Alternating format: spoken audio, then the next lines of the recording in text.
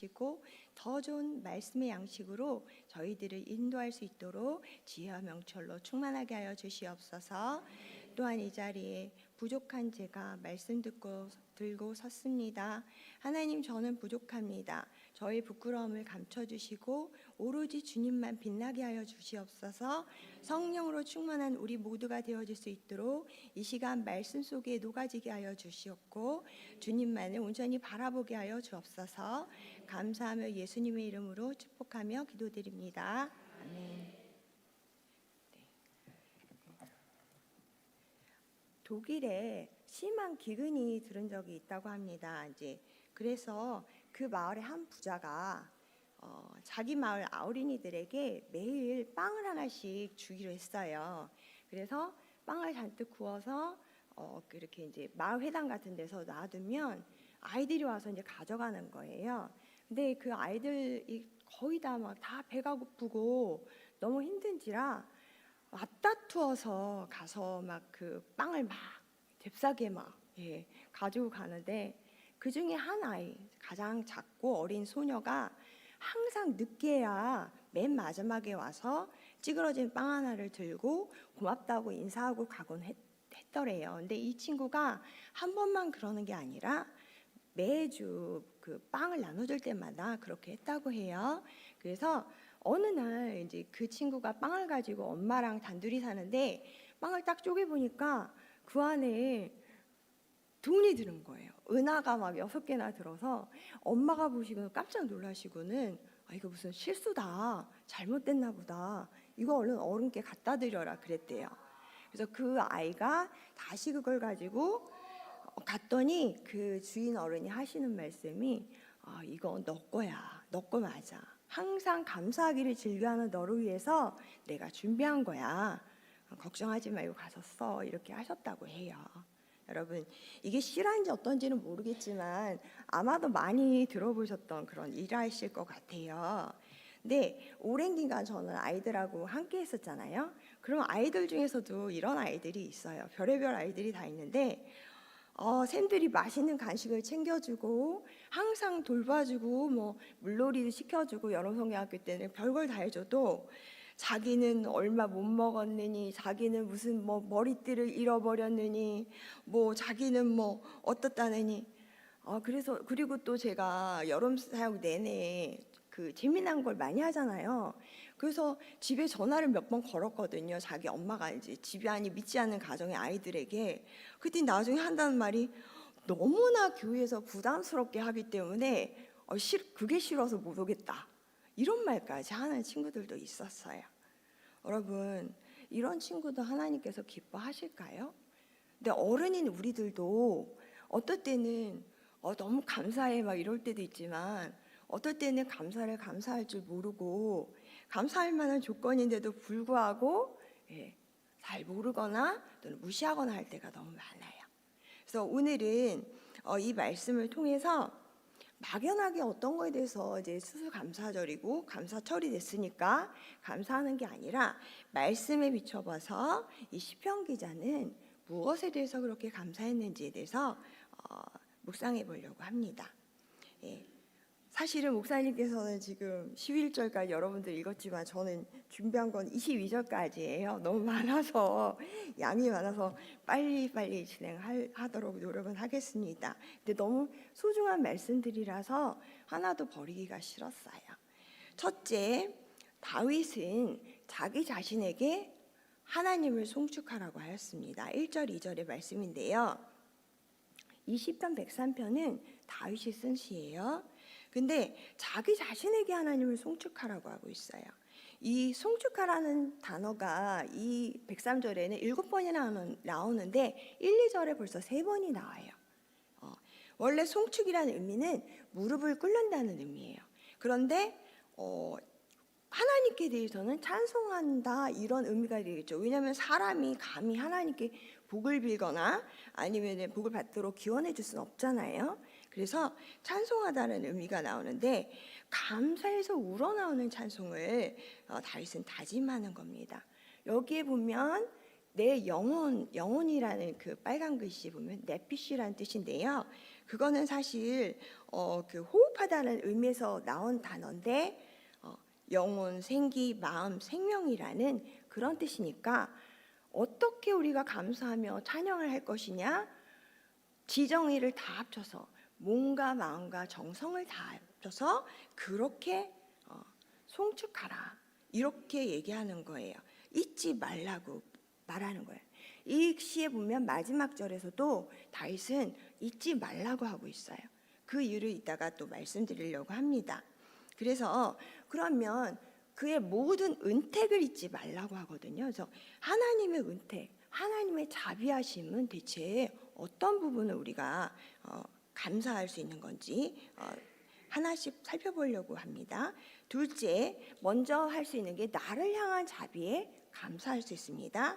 3절에서 5절, 3절, 4절, 5절의 말씀인데요. 개인을 향한 그런 감사지요. 그래서 맨 처음에 우리 성도님들은 어떤 감사를 하시나요? 바로 내 죄사함에 대해서 감사해야 되죠. 그죠? 죄사함. 그 대부분 보면은 모태신앙들이 그 죄사함에 대해서 잘 인식을 못해요. 날 때부터 예수님이 계셨으니까. 근데 저같이 믿지 않는 출신의 가정의 사람은요, 저는 항상 어릴 때부터 그랬거든요. 사람은 어디서부터 나서 어디로 갈까? 사람은 왜 사는 것일까? 그리고 막 부모님들이 싸우는 소리가 너무 싫어가지고 헤드폰을 꽂고 온갖 책은 다 갖다 읽었어요. 근데 그 책에도 해답이 나오지 않더라고요. 사람은 왜 사는 거고, 사람은 어디로 가는 거고, 왜 태어났을까? 거기엔 된 답이 하나도 없었어요. 그런데 제가 그 친구 엄마 따라서 교회에 고1 때 가가지고 그때 예수님 만나고 나서 그리고 나서 죄사함을 먼저 경험을 했어요. 모든 성도님들과 그 목사님께서 저를 놓고 가운데 놓고 막 기도를 해주시는데 제가 간 곳이 하필이면 오순절 계통의 교회라서 막 뜨겁게 방언으로 막 어찌나 무서웠던지 처음에는 엄청 무섭더라고요. 그 막 방언 소리도 막 이상한 소리로 막 그렇게 하고 기도해 주시는데 그런데 어느 순간부터 갑자기 마음이 뜨거워지더니 막 눈물이 나는데 그게 다른 눈물이 아니라 저는 그때까지 저희 엄마 아빠가 제일 세상에서 나쁜 사람인 줄 알았는데 제가 너무 나쁘더라고요. 제가 너무 못됐었고 제가 너무 악했었고 그 어린 마음에 그렇게 여러 가지 죄들이 막 생각났어요. 그러면서 막 울었는데 한 새벽 2, 3시까지 울었던 것 같아요. 네, 그때 방언도 받고 막 그랬지만은 아무튼 그 회개가 없으면 은혜를 경험할 수 없습니다. 근데 이 시편 기자는요, 이 죄사함이 계속적으로 되어야 된다고 얘기하고 있는 거예요. 은총과 감사의 체험을 계속하려면 계속해서 회개도 해야 된다는 거예요. 그래서 회개가 없으면 죄사함이 없으니까요. 그래서 보니까 또 거기 모든 병을 고친다고 했어요. 모든 병이라는 거는 우리가 그냥 병에 감기에도 걸릴 수 있잖아요. 근데 뭐 그것이 내가 죄를 저질러서 걸리는 병은 아니에요. 근데 여기서는 구약에서 통틀어 5번밖에 나오지 않지만 모든 병을 다 얘기하고 있어요. 죄로 인해서 겪게 되는 그런 질병까지도 그거를 고치시며, 제가 표시는 안 했지만 여호와 라파 많이 들어보셨죠? 그 라파라는 뜻은요, 모든 원형에서 파괴된 것을 벗어나는 것을 올바르게 픽스한다는 그런 의미를 가지고 있어요. 그렇기 때문에 하나님께는 못 고칠 일이 없는 겁니다. 어떠한 무거운 질병 선고를 받아도 포기하시면 안 돼요. 왜냐하면 하나님은 하시니까. 그렇지 않다면 우리에게 이런 말씀이 있을 리가 없잖아요.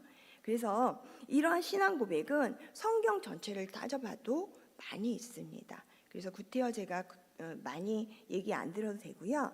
4절에 보니까 파멸은 구덩이, 무덤, 썩음, 죽음, 끝없는 시면, 절망 이런 것들을 나타내요.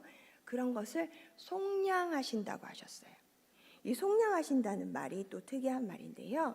무른다는 뜻이에요. 이스라엘 백성들은 그 가나안 땅에 들어갔을 적에 여호수아가 땅을 정복하면서 모든 민족 그 지파에게 나할라라는 그 지파의 속한 땅을 주었어요. 그 가족들에게 속한 땅을. 근데 이 사람이 너무 없어갖고 찢어지기가 가난해서 할 수 없이 그 땅마저 팔아버린 거예요. 그런데 그 땅 판 돈으로는 잠시 잠깐 살 수 있지만 그거 다 먹고 나면 어떻게 살아요? 그럴 때 사람이 나타나서, 자기 친족이 나타나서 사주는 거예요. 대신 값을 지불하고. 그걸 속량한다고 해요.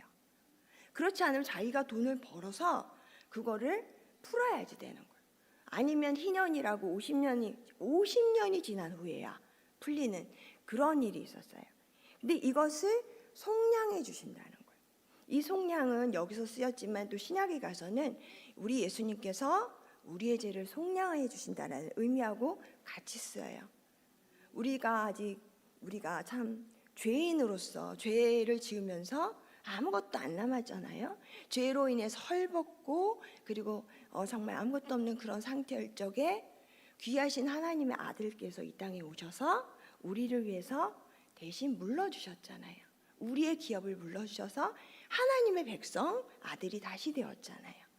예, 그런 것처럼 이 단어는 특별한 단어인 거예요. 그래서 인자라는 것은 헤세드란 말인데요, 약속이란 뜻이에요. 우리 하나님은 우리에게 안 좋게 대하려고 하셔도 안 좋게 대하실 수가 없어요. 왜냐하면 말씀으로 언약을 해주셨기 때문에. 그 언약에 충실하신 하나님은 그 충실하신 언약대로 우리를 끝까지 사랑하시고 보호해 주실 것이라는 의미가 바로 인자라는 말인 거예요. 그리고 긍휼이라는 말은요, 여자의 자궁을 뜻해요. 근데 어머님들께서 아기를 가지면 어떻게 해요? 아직 눈에 보이지 않고 아기가 태어나지 않았어도 맨날 좋은 것만 먹고 좋은 것만 마시고 좋은 것만 들으려고 하죠. 그런 것처럼 우리가 아직 하나님을 모를 때조차도 우리 하나님께서 우리를 품으셨어요. 그리고 우리를 불러주셨어요. 그리고 자녀 삼아 주신 거죠.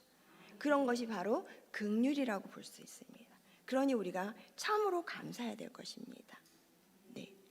또 5절에 좋은 것으로 내 소원을 만족하게 하사. 네. 내 소원. 여기서 보면은 3절에 보면 다윗이 약간 어떤 병에 걸렸을 수도 있다고 성경학자들은 얘기해요. 그래서 5절에 보니까 청춘의 독수리 같이 새롭게 하신 입맛을 되찾게 해줘서 그 독수리가 매년 털갈이 하는 것처럼 그렇게 그래서 회복이 돼서 새롭게 날지 않느냐. 그래서 너의 모든 소원이 만족하게 될 것이다. 이런 말로 다윗은 그런 것에 감사해야 된다는 거죠. 우리는 때로는 어떨 때는 마음속으로 원하는 게 있잖아요. 여러분들 다 있으실 것 같아요. 저는 요새는 조금 약간 별로 없는데요. 전에는 좀 많았어요. 처음에 제가 사역을 시작했을 때가 20살이었거든요. 19살 때 한국에 와서 이제 조카랑 같이 살기로 결정하고 20살 때 이제 그 신학대학교 기독교 교육학과에 들어갔어요. 그리고 그쪽 지방에 있는 영어 학원이랑 계약을 맺어가지고 영어를 가르치면서 그쪽에서 이제 사역을 시작한 거예요. 바로 20살 때 써주시더라고요. 사람이 없어서 그랬는지. 그래서 20살 때 벼랑간지 전도사가 됐어요. 그리고 미국에서 온 지 얼마 안 됐고. 그런데 거기서 있으니까 그곳에 계시는 권사님께서 저보고 그러시더라고요. 전도사님, 예찬이랑 너무 힘들죠. 예찬이 저희 조카 이름이에요. 예찬이랑 월세 내면서 아파트에서 월세 내고 살면 너무 어려우니까 자기 시골집 가서 살으라는 거예요. 돈 안 받을 테니까. 그러니까 이분이 아파트에 사시는데 거기서 좀 떨어진 데로 가면 시골집이 있는 거예요. 그래서 가서 봤더니 방도 여러 개고 넓고 일단 보이는 게 넓어 보이고 그리고 마당도 있고 막 그래요. 그래서 좋다고 너무 감사하다고 덥석 거기다가 이제 이사를 갔어요. 제 돈을 막 들여가지고 거기 약간 고치면서 좀 깨끗하게. 그런데 가서 보니까 기름 보일러예요. 그래서 월 40만 원어치 기름을 넣어도 막 앵꼬가 들어와요. 그런데다가 그 주방이 장판이 깔려서 몰랐는데 그 마룻바닥인 거예요. 그러니까 조금만 추우면 주방에 습도가 다 막 얼어요. 그리고 바닥이 얼마나 추운지 말도 못하게 추운 거예요. 그래서 누가 그러더라고요. 거기다가 식당처럼 그 판넬 전기 장판 같은 걸 깔면 그러면 덜 추울 것이다 이런 말을 했어요. 그래서 전기 판넬 공사를 또 제 돈을 들여가지고 다 했어요. 그래서 전기를 따뜻해 이러면서 틀었어요. 한 달 후에 전기공사에 김희수 씨 좀 보자고 나왔어요. 보니까 80만 원이 나온 거예요. 전기세가. 와, 이거 어떻게 하지? 그래가지고 사정을 해가지고 3, 4개월에 걸쳐갖고 나눠서 내고요. 절대 그거 틀지 못했어요. 그래 놓으니까 너무 춥잖아요. 그래가지고 누가 또 연탄 난로를 떼면 너무 따뜻하대요. 그런 데는 그런 시골집 연탄 난로를 내야 된대요. 그래서 연탄 난로를 딱 놓고 와 진짜 그 가스하고 저 미국에 살다 왔잖아요. 그때 연탄을 처음 본 거예요.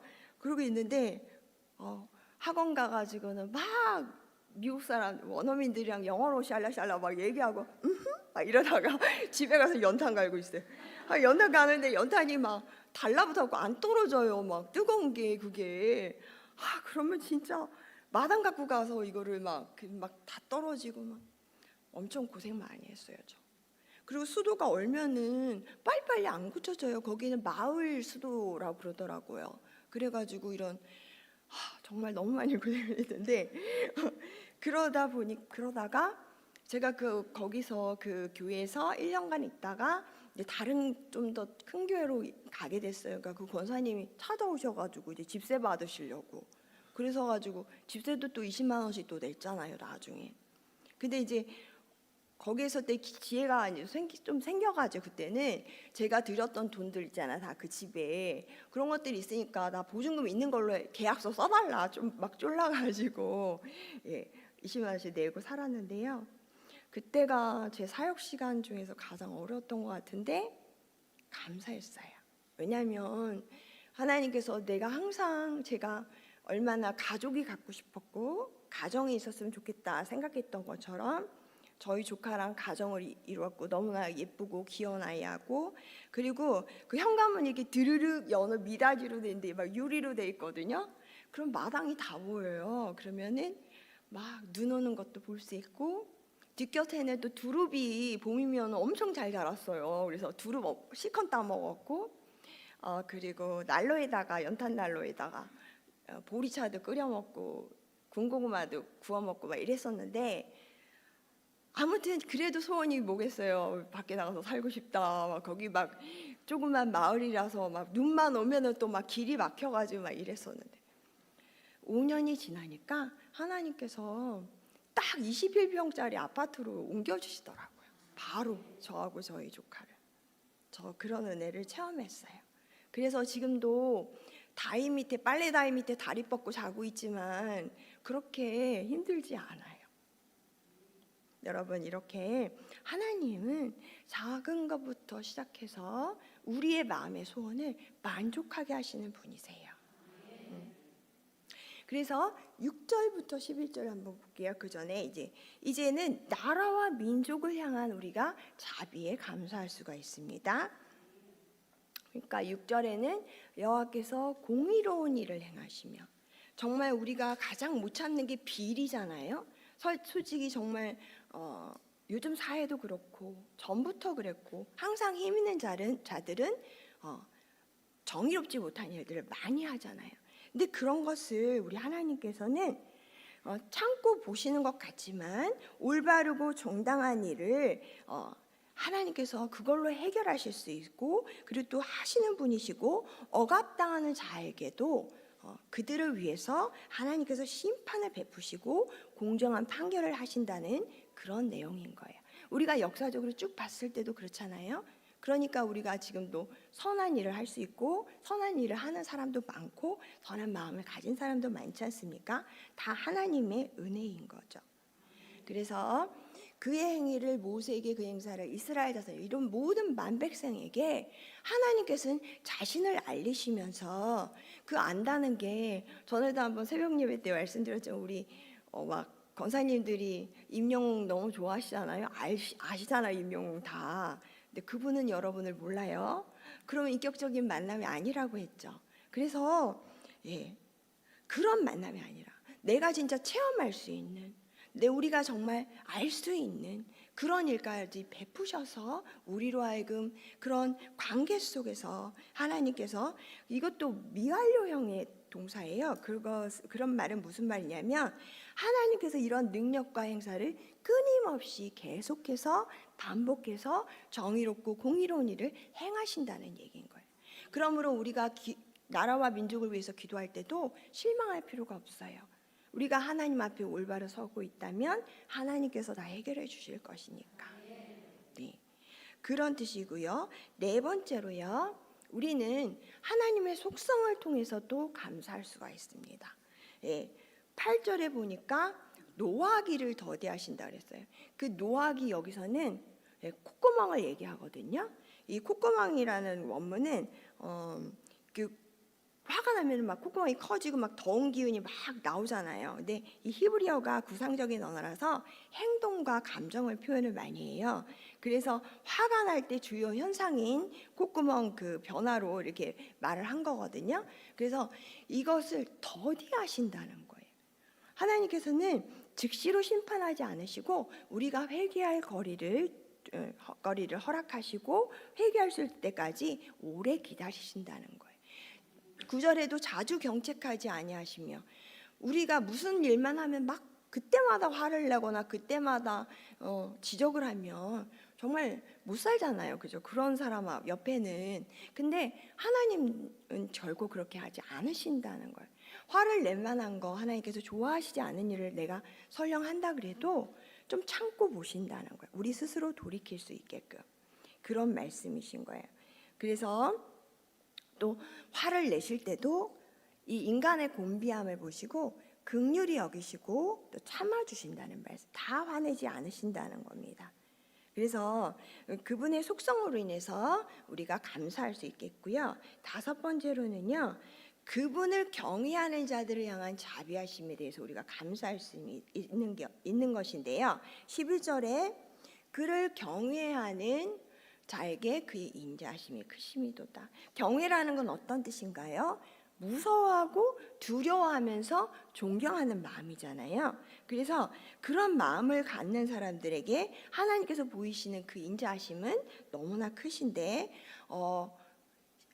거기 보면 하늘이 땅에서 높음 같이 수직적인 의미죠. 12절에 동이 서에서 먼 것 같이 수평적인 의미예요. 그만큼 완전하게 하나님께서는 인자를 베푸신다는 거예요. 누구 같은 사람들에게? 경외하는 사람들에게. 여러분들 같은 분들이시죠. 그래서 13절에 보니까 아버지가 자식을 긍휼히 여기는 것 같이, 이 말도 우리가 하나님을 아버지라고 부르잖아요. 그러면 그 라함이라는 부모의 마음이란 뜻인데요. 이건 공감적으로 사랑해 주신다는 건데 고대 근동 그쪽 지방에서는 그게 아니었어요. 아버지라고 표현을 신을 많이 했는데 그 뜻은 권위적이고 뭔가 뜯어내려고 하고 명령대로 해야지만 살려주고 막 강하게 막 이런 그런 것 때문에 아버지라고 했지만, 우리는 하나님을 아버지라고 부르는 것은 그만큼 자비하시고 포근하시고 인자하시기 때문이다. 이런 표현인 겁니다. 우리를 얼마나 아끼시는지 이런 누구에게요? 자기를 경외하는 자에게 하신다는 겁니다. 다음 PPT 보여주세요. 그래서 왜냐하면 하나님 우리의 체질을 아시는 거예요. 저의 약골 체질, 저질 체질도 아시고 강한 체질도 아시고 다 아신다는 거예요. 체질은 뭔가요? 조직이나 구조나 뼈나 틀이죠. 그런데 하나님께서 왜 아시냐면 바로 우리 하나님이 우리의 창조주이시기 때문입니다. 하나님이 나를 만드셨어요. 내가 얼마나 저질 체질을 갖고 있어서 잠을 안 자면 안 되는지 다 알고 계시기 때문에 항상 인자를 베풀어 주시는 것 같습니다. 왜냐하면 14절에 보니까 우리가 먼지, 지금 이제 먼지라고 돼 있는데 원래 옛날 성경에 흙이라고 돼 있었어요. 근데 원래 먼지가 좀 맞기는 해요. 영어식으로 dirt라고 하거든요. 먼지밖에 안 되는 사람들인 거예요. 그러니 얼마나 연약해요. 불면 날아갈 텐데 하나님도 그걸 아신다는 거예요. 그러니까 여러분 하나님 앞에서 많이 우세요. 많이 울고 많이 기도하시면 아세요. 네. 또한 17절 말씀, 이 부분을 제가 참 여호와의 인자하심 자기를 경외하는 자에게 있는데, 아까처럼 자기의 경외하는 자에게 있는데 그의 의는 자손의 자손에까지 이르리니, 이 말씀을 참 제일 부러워했어요. 제가 이런 사람들을 크리스찬 금수저라고 부르거든요. 할아버지 목사, 아버지 목사, 뭐 엄마 신학대 교수, 뭐 이런 사람이 저희 감신에도 많았거든요. 그래서 우리 교회도 있잖아요, 박모 목사님이라고. 예, 그분 참 제가 부러워요. 맨날 부럽다고 하는데 본인은 어떤지 모르겠지만, 예, 아무튼 그랬거든요. 그런데 18절 보니까요, 18절 보니까 참 큰 위로를 받아요. 여러분은 믿지 않는 가정의 여러분들도 저같이 이 위로를 받으시기 원합니다. 곧 그의 언약을 지키고 그의 법도를 기억하여 행하는 자에게로. 자손의 자손이 아니더라도요, 하나님과의 약속. 그 당시 언약이라는 건 뭐냐면 그 동물을요 반으로 쪼개가지고 언약을 맺은 사람이 둘이서 손을 붙잡고 룰루랄라 그 가운데를 쓱 지나가는 거예요. 그러면서 말하는 게 뭐냐면, 너 약속 안 지키면 이 동물처럼 찢어 죽일 거야, 이거예요 약속이. 그 당시 때 언약이라는 게 그런 거였어요.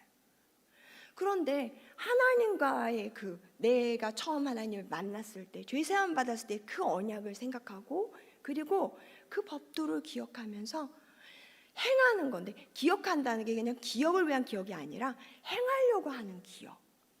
그렇게 한다면 그 자비가 나에게도 대대로 있을 것이다라는 얘기인 거예요.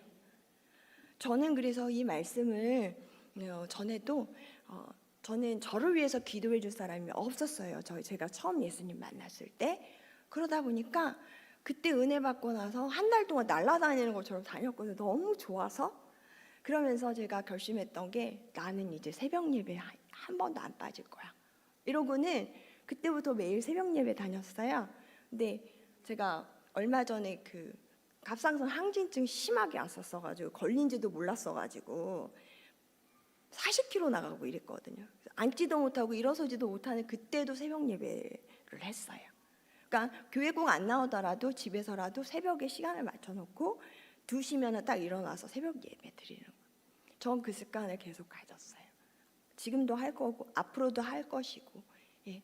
저는 믿어요. 뭐냐면 이 언약 때문에 하나님께서는, 내가 비록 결혼을 안 해서 아직 애는 없고 또 안 할 수도 있잖아요. 그렇지만 저희 조카, 그리고 또 제가 길러내는 모든 우리 아이들, 영적인 부모가 될 수 있잖아요. 걔네들을 통해서 하나님께서 자자손손 대대로 이 자비를 베풀어 주실 거라는 믿음을 갖고 있어요. 여러분도 약속을, 언약을 지키고 기억해서 행하는 여러분들 되기 원합니다. 마지막으로요, 6번째로, 전 우주 만물을 향한 자비 때문에 우리는 감사할 수 있어요. 19절에 보니까요, 만유를 다스리시도다. 예, 온 우주의 통치권을 가지신 우리 하나님, 우리 하나님께서 이 시편 저자는 다윗은 그렇게 생각한 거예요. 아니, 우리 사람들만으로도 너무 부족하다. 하나님을 송축하기에는 온 만물아 다 함께 송축하자.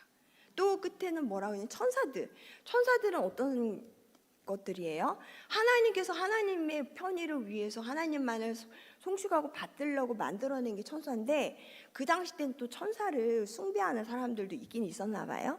그런데 아무튼 이 천사들조차에게도 여호와를 송축하라, 하나님을 송축하자, 이렇게 말을 하는 겁니다. 22절 볼게요. 22절도 같은 내용이고요. 제가 참 좋아하는 부분인데요.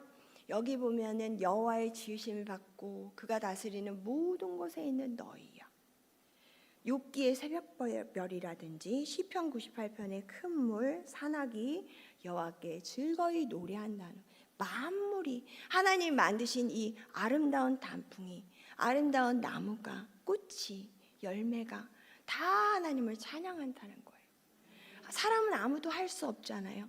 그 정해진 시간에 열리고 맺히고, 또 해가 솟고 또 달이 뜨고 별이 빛나는 거 아무도 할 수 없지만 우리 하나님이 다 하셨잖아요. 그 만물이 다 하나님의 영광스러움을 선명하게 나타난다고 볼 수 있는 것입니다. 여러분, 이 시편은요, 문학적 완성도가 높은 그런 시예요. 그리고 시인 자신이 체험을 했고, 그리고 누구나 공감이 가는 그런 시인 거예요. 그런데 다윗은 누구도 아니고 자기 자신에게 계속해서 얘기합니다. 은혜를 잊지 말라고. 왜냐하면 사람은 망각의 동물이에요. 망각의 동물이라서 좋은 것도 있지만 안 좋은 것도 있는 것 같아요. 그래서 우리는 의지적으로 우리가 쉽게 잊지 않도록 항상 애써야 될 것입니다. 그리고 솔직히 이 다윗이 이 말년에 인생의 말년에 이 글을 썼어요. 그런데 여러분, 꼭 다윗이 감사할 거리만 많았을까요? 아비멜렉 앞에서 침 질질 흘리면서 바보 취급 당할 때도 있었고, 자기 장인은 평생을 자기를 쫓아다녔잖아요. 죽이겠다고. 뭐가 그렇게 감사할 게 많았겠어요.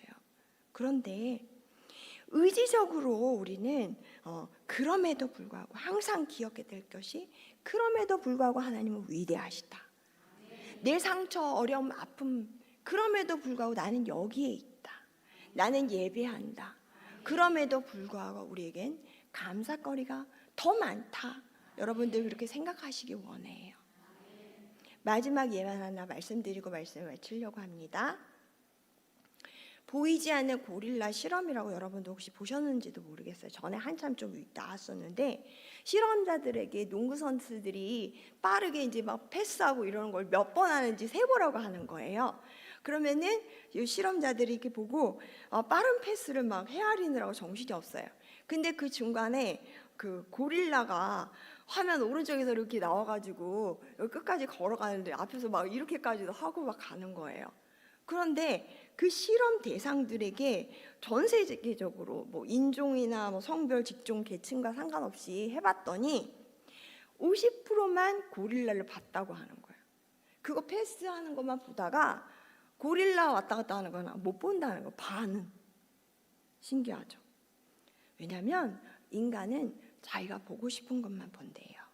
필요한 자극만 받아들인다고 해요.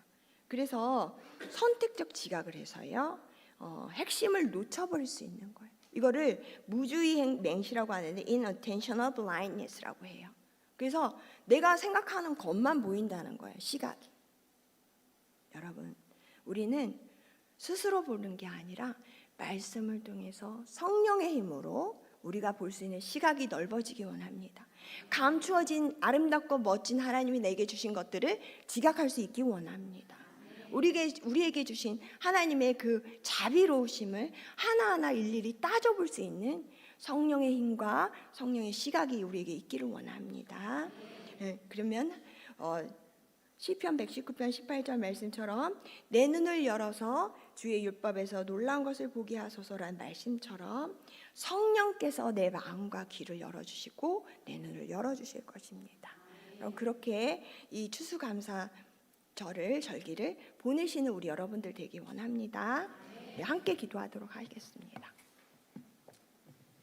하나님 감사합니다. 저희에게 말씀 주셔서 다윗과 같이 의지적으로 그리고 또 절대적으로 주님의 은총과 은혜를 잊지 말게 하여 주옵소서.